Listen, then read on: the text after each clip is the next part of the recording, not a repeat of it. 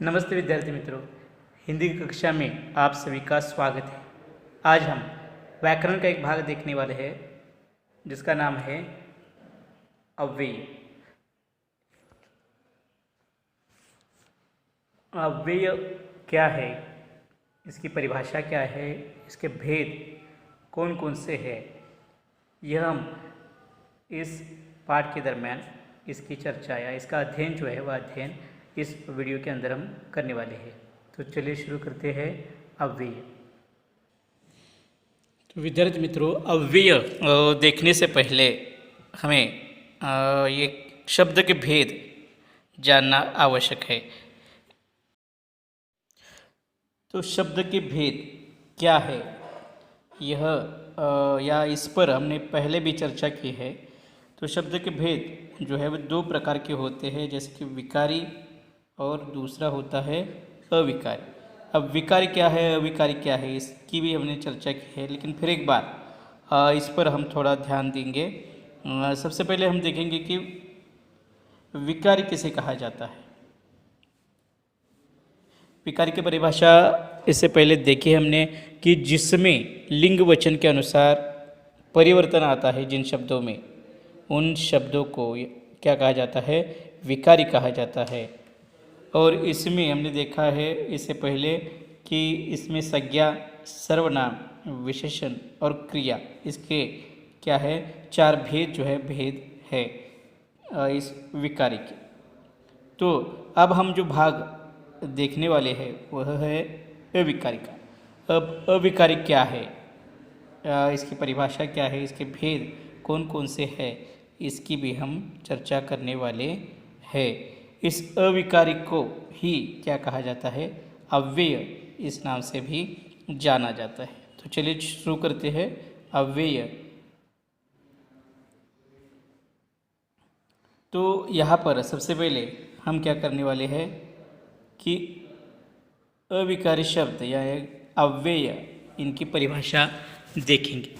देखिए यहाँ पर परिभाषा मैं सबसे पहले पढ़ता हूँ कि जिन शब्दों का रूप, लिंग, वचन, कारक, पुरुष, काल और वाच्य आदि के कारण, वाच्य यानी कि बोलना, आदि के कारण नहीं बदलता, उन्हें अव्यय कहते हैं। इन्हें अविकारी शब्द भी कहते हैं, जो अभी हमने देखे हैं। इससे पहले इससे पिछले यहाँ पर हमने देखा था कि अविकारी शब्द ऐसा अव्यय को हमने प्रयोग जो है प्रयोग अव्यय के लिए किया है। तो फिर एक बार इसकी परिभाषा देखते हैं कि जिन शब्दों का रूप, लिंग, वचन, कारक, पुरुष, काल आदि के कारण नहीं बदलता। किसके कारण, तो लिंग, वचन, कारक, पुरुष, काल और वाच्य आदि के कारण नहीं बदलता, उन्हें क्या कहा जाता है, अव्यय, या इन्हें ही क्या कहा जाता है, अविकारी शब्द, ऐसा भी इन्हें कहा जाता है। तो आपके ध्यान में आ गया होगा कि अव्यय किसे कहा जाता है कि लिंग वचन के अनुसार या कारक पुरुष के अनुसार जिसमें परिवर्तन नहीं आता, ऐसे शब्दों को क्या कहा जाता है, अव्यय या अविकारी कहा जाता है। अब ये कैसे कहा जाता है, यहाँ पर ये कुछ उदाहरण जो है उदाहरण देखते हैं कि सही में इसमें लिंग वचन के अनुसार कैसे बदलाव या परिवर्तन नहीं होता। यहाँ पर दो उदाहरण है। देखिए यहाँ पर पहला उदाहरण है, वृद्ध आदमी धीरे धीरे चलता है, और दूसरा यहाँ पर उदाहरण है, वर्षा धीरे धीरे हो रही थी। तो यहाँ पर दो उदाहरण हमने यहाँ पर लिए हैं, वृद्ध आदमी और वर्षा धीरे धीरे हो रही थी। तो यहाँ पर इन दोनों वाक्यों में एक शब्द जो है वह एक शब्द आपको दो बार यहाँ पर वही शब्द आया हुआ दिखाई देता है, वह है धीरे धीरे। तो यहाँ पर अगर वृद्ध आदमी पर हम अगर ध्यान देते हैं तो वृद्ध आदमी जो है वह क्या है कि पुरुष लिंग है इसका, या इसे पुल्लिंग कहा जाता है। वृद्ध आदमी, आदमी यानी कि इसे हम क्या कहते हैं कि पुल्लिंग कहते हैं। तो ठीक है। और वर्षा यह शब्द जो है वह स्त्रीलिंग होता है। तो जैसे कि हमने यहाँ पर परिभाषा के दौरान देखा है कि जिन शब्दों में लिंग, पुरुष, कारक, वचन, काल और वाच्य के कारण या उच्चार के कारण जिसमें बदलाव नहीं होता उन्हें हम अव्यय या अविकारी शब्द कहते हैं। तो यहाँ पर हमने लिंग के अनुसार ये दो उदाहरण जो है उदाहरण देख लिए हैं। आप वचन, कारक और पुरुष बदल कर भी या काल बदल कर भी वाक्य अगर देखेंगे तो भी क्या नहीं होगा कि इसमें एक शब्द जो है वह एक शब्द नहीं बदलता। तो वह शब्द कौन सा है? तो धीरे धीरे यहाँ पर यह शब्द जो है वो इस शब्द में किसी भी प्रकार का परिवर्तन नहीं आता, इसलिए इसे अव्यय इस शब्द को कहा जाता है। यहाँ पर हमने लिंग का उदाहरण देखे हैं। अगर हम इसमें वचन देखें, एक वचन और बहुवचन का प्रयोग भी हम इसमें कर सकते हैं कि जैसे कि वृद्ध आदमी धीरे धीरे चलता है, वे आदमी धीरे धीरे चलते हैं, या वे यह बहुवचन है। एक के अनेक लोग यहाँ पर धीरे धीरे चलते हैं, ऐसा भी हम कह सकते हैं। और ऐसा कहने के बाद भी धीरे धीरे इस शब्द में परिवर्तन नहीं होता, इसलिए इन्हें अव्यय या अविकार शब्द कहा जाता है। तो अव्यय क्या है यह आपके ध्यान में आ गया होगा। अब हम अव्यय के भेद या अव्यय के प्रकार कौन से हैं इस पर थोड़ा ध्यान देंगे। सबसे पहले हम अव्यय के प्रकार कौन से हैं यह देखेंगे। पहला इसका भेद आता है वह होता है क्रिया विशेषण अव्यय। दूसरा इसका भेद है संबंध बोधक अव्यय। तीसरा आता है समुच्चय बोधक अव्यय। और अंतिम और चौथा इसका भेद होता है विस्मयादि बोधक अव्यय। तो यह चार भेद जो है वह चार भेद अव्यय के होते हैं। फिर एक बार देखिए, क्रिया विशेषण अव्यय, संबंध बोधक अव्यय या इसे संबंध सूचक अव्यय भी कहा जाता है, समुच्चय बोधक अव्यय और विस्मयादि बोधक अव्यय। तो यह अव्यय के मूल या मुख्य चार प्रकार है। इसमें से पहला भेद जो है वो पहला भेद हम अब देखने वाले हैं वह है क्रिया विशेषण अव्यय।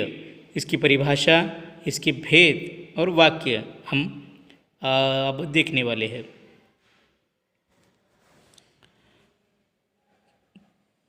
तो यहाँ पर सबसे पहले हम वाक्य इसके देखेंगे कि देखिए यहाँ पर नाना जी अचानक चले गए, और दूसरा वाक्य है आओ यहाँ बैठो।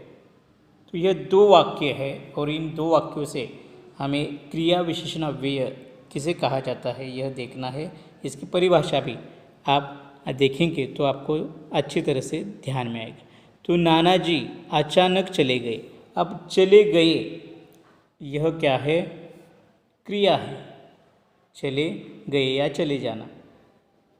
और दूसरे वाक्य अगर हम देखें तो आओ यहाँ बैठो, तो बैठो यह क्या है? क्रिया का काम करता है, बैठो। तो पहले वाक्य की ओर अगर हम ध्यान देते हैं कि जैसे कि नाना जी अचानक चले गए, तो यह जो अचानक शब्द है यह क्या करता है कि चले गए इस क्रिया के बारे में अधिक जानकारी देता है। नाना जी चले तो गए लेकिन कैसे? तो अचानक। तो यह अचानक जो शब्द है वह चले गए के बारे में अधिक जानकारी देता है। और दूसरा जो वाक्य यहाँ पर है वह है आओ यहाँ बैठो। तो बैठो यह क्रिया है, यह तो हमने जान लिया है। अब और बैठो लेकिन कहाँ? तो यहाँ। तो यहाँ यह शब्द क्या करता है? बैठो इस क्रिया के बारे में अधिक जानकारी देता है। तो यह अचानक और यहाँ यह दोनों शब्द क्या करते हैं कि क्रिया के बारे में अधिक जानकारी जो है वह अधिक जानकारी देते हैं।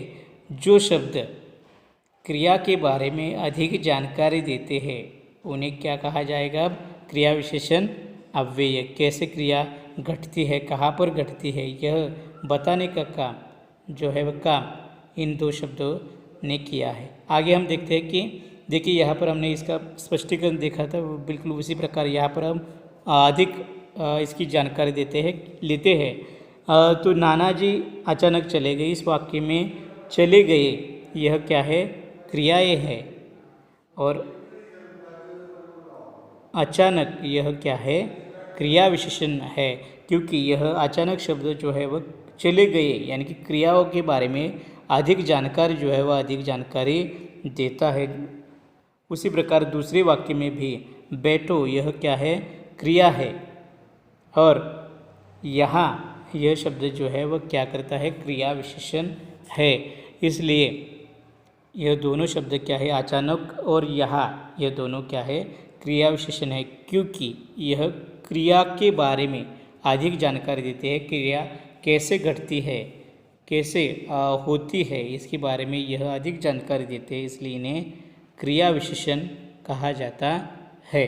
फिर एक बार इसकी हम परिभाषा की ओर अगर ध्यान दें तो परिभाषा देखिए इसकी, क्रिया विशेषण अव्यय की परिभाषा हम देखेंगे अब कि जिन शब्दों से क्रिया की विशेषता का पता चलता है, जिन शब्दों से क्या किया जाता है कि क्रिया की विशेषता का पता चलता है उसे क्रिया विशेषण अव्यय कहते हैं। जैसे कि यहाँ पर वाक्य में हमने देखा था कि नाना जी चले तो गए लेकिन कैसे गए?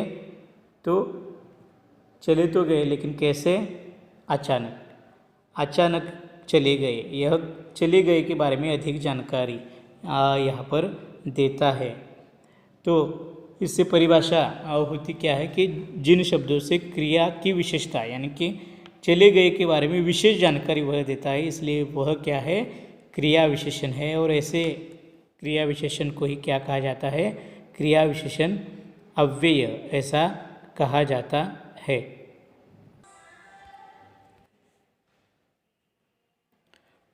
अब हम आगे बढ़ते हैं विद्यार्थी मित्रों, आगे हम देखेंगे कि क्रिया विशेषण अव्यय, इस अव्यय के उपभेद जिसे हम कहते हैं वह उपभेद क्या है?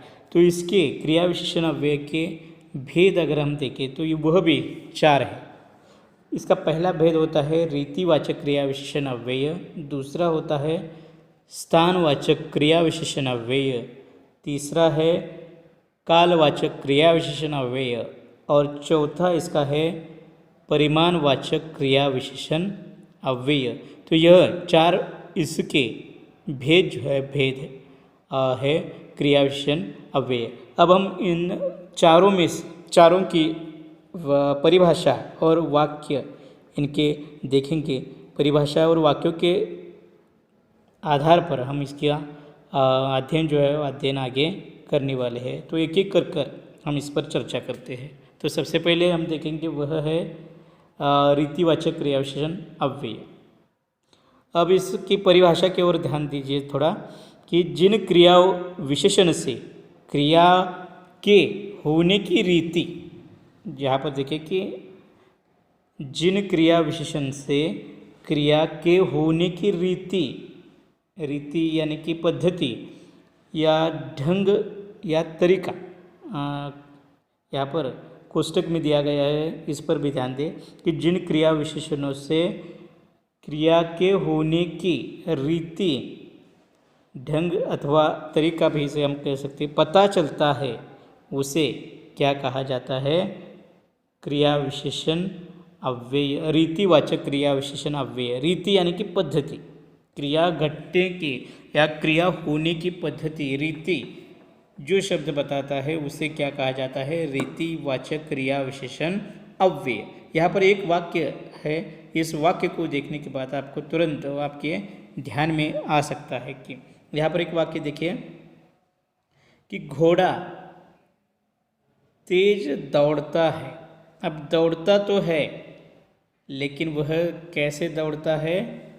तो तेज, यानी कि यहाँ पर दौड़ने की रीति, पद्धति या ढंग जो है वह घोड़े का बताया गया है। वह घोड़ा कैसे दौड़ता है, तो तेज दौड़ता है। यहाँ पर उसके दौड़ने की रीति बताई गई है, इसलिए इसे रीतिवाचक क्रिया विशेषण कहा जाता है। इसका और एक उदाहरण हम जाते जाते देख सकते हैं कि वह लड़का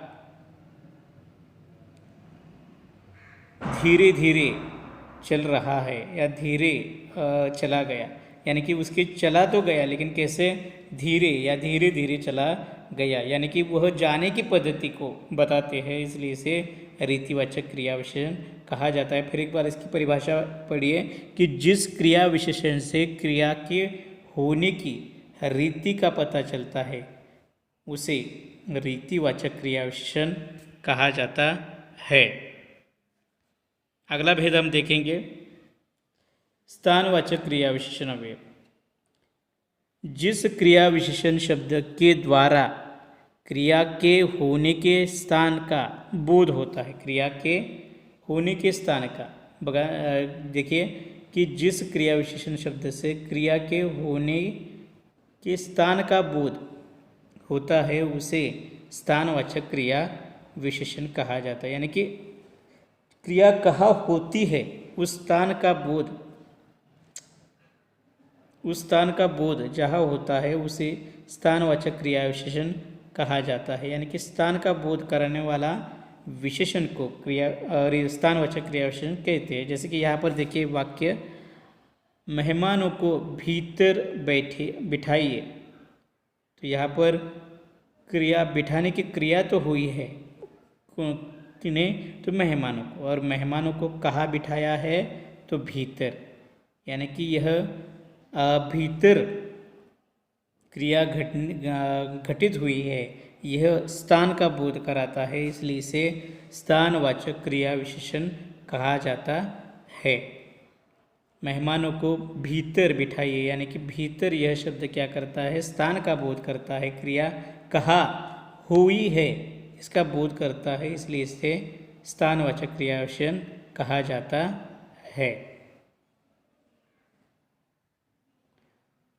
अगला भेद जो है वह अगला भेद हम देखते हैं कालवाचक क्रिया विशेषण। इसके नाम, इन सारे भेदों के नामों से ही इनका बोध जो है बोध हमें होता है।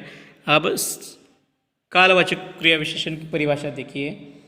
जिस क्रिया विशेषण शब्द से क्रिया के होने के समय के बारे में, यानी कि होने की क्रिया या समय जो क्रिया होती है वह समय के बारे में जो बताता है या समय के बारे में पता चलता है, अर्थात यह पता चलता है कि क्रिया कब हुई है, उसे कालवाचक क्रिया विशेषण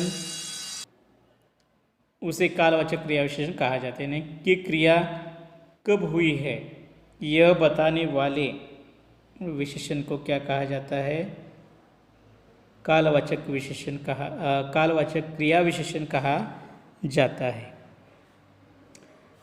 वाक्य देखिए कि मेरे भैया कल आएंगे।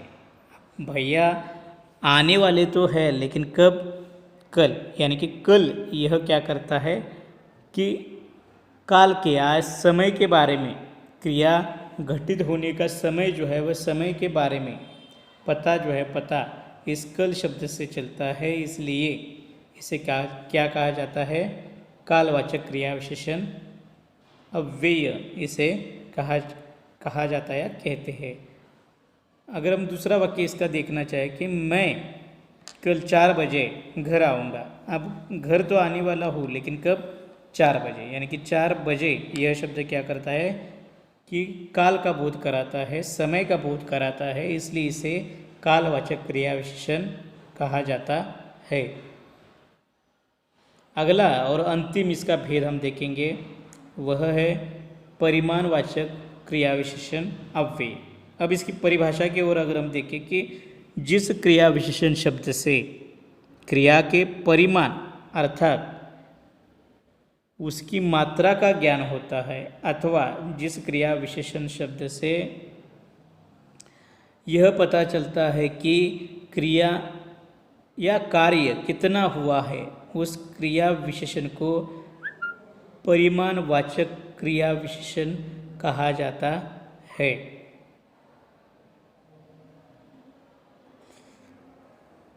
तो फिर एक बार देखिए कि जिस क्रिया से क्रिया की परिमाण यानी कि मात्रा की या मात्रा का ज्ञान होता है अथवा उससे यह पता चलता है कि कार्य कितना हुआ है, कार्य कितना हुआ है या उसकी मात्रा का ज्ञान होता है, ऐसे क्रिया विशेषणों को क्या कहा जाता है? परिमाणवाचक क्रिया विशेषण कहते हैं। जैसे कि यहाँ पर वाक्य देखिए, अब यह वाक्य कमला ने काम थोड़ा किया। अब काम तो किया है लेकिन कितना किया है? थोड़ा। यानी कि यह काम कितना हुआ है यह बताता है, या क्रिया की मात्रा का ज्ञान जो है, मात्रा का ज्ञान यहाँ पर किया जाता है, इसलिए इसे परिमाणवाचक क्रिया विशेषण अव्यय कहा जाता है। ऐसे आप वाक्य जो है वह वाक्य आप इसके और अधिक जो है वह अधिक भी लिख सकते हैं। जैसे कि हम इसका और एक वाक्य जो है वाक्य, जैसे कि एक वाक्य हम जाते जाते देख सकते हैं, वह बहुत देर सोया है। अब वह सोया तो है लेकिन कितना? तो बहुत देर, यानी कि बहुत देर, यह क्या है? परिमाणवाचक विशेषण है। तो ऐसे आप कई सारे वाक्य जो है वाक्य आप अपनी कॉपी में लिख सकते हैं। तो छात्र मित्रों, यहाँ पर हम रुकते हैं। आगे के जो क्रिया अव्यय के क्रिया विशेषण की नहीं, अव्यय के भेद है, 3 भेद, जैसे कि संबंध सूचक हो, समुच्चय बोधक हो या विस्मयादि बोधक हो। यह अव्यय की जानकारी जो है वह हम अगले वीडियो के अंदर देखेंगे। धन्यवाद।